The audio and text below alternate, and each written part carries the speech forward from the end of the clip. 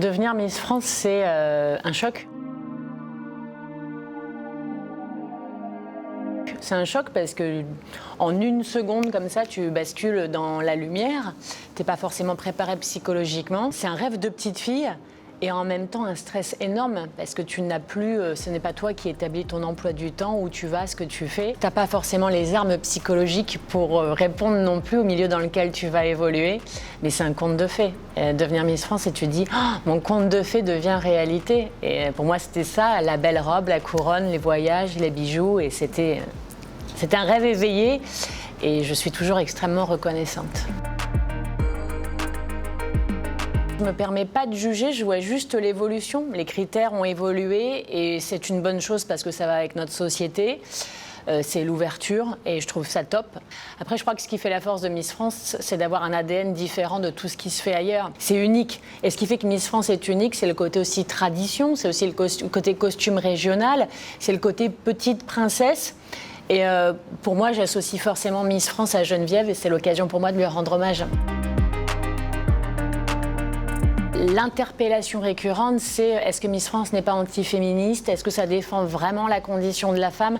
À cheval, pour moi, la plus grosse difficulté, c'est de devoir gérer ce regard-là, qui est pour moi pas un regard objectif. Je suis une femme engagée et Miss France ne m'a jamais freinée. Bien au contraire, ça m'a apporté une tribune que je n'aurais jamais eue de ma vie. La preuve, je vous parle aujourd'hui. Et personne ne m'a forcée à participer à l'élection de Miss France. C'était un rêve.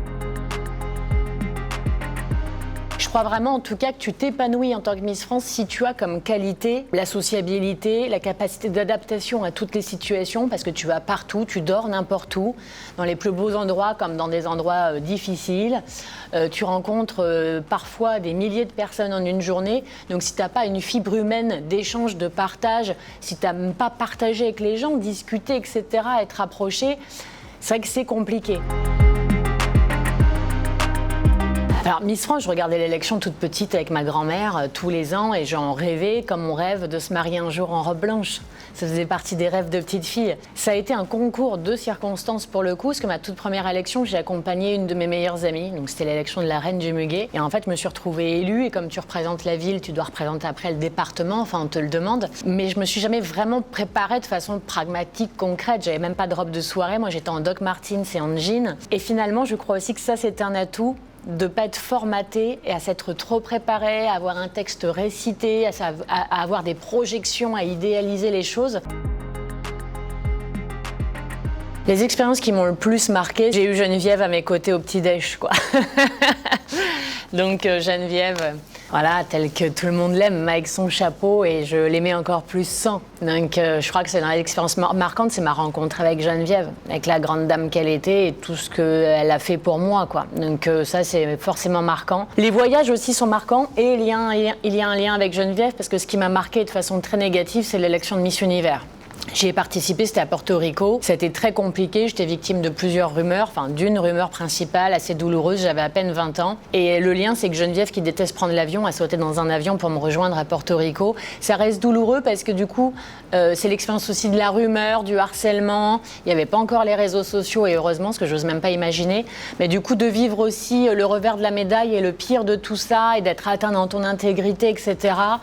Ouais, ça c'est douloureux. Et puis dans le meilleur aussi, je dirais que c'est tous les galas aux quatre coins de la France, parce que d'aller rencontrer tout le monde, d'être sur scène et de rencontrer des milliers de gens et de prendre conscience que pour un sourire, ça peut faire du bien dans la journée et que tu peux apporter à ta manière, que ça peut paraître superficiel mais ça l'est pas, quoi. Et que tu peux transmettre un truc positif. Mais un conseil, si tu as envie de devenir Miss France ou de tenter une élection de Miss, mais fonce. Fonce, au pire, il se passe quoi?